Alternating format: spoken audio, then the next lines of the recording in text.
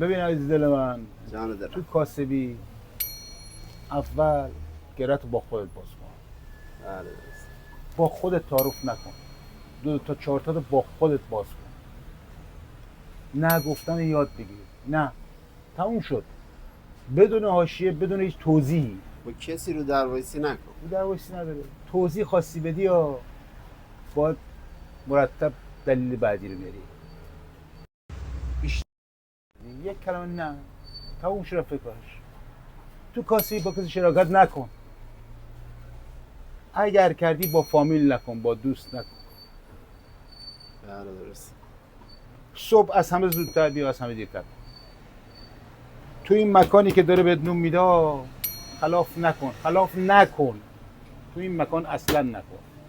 چون داری نون میبری خلافه. خلاف نکن.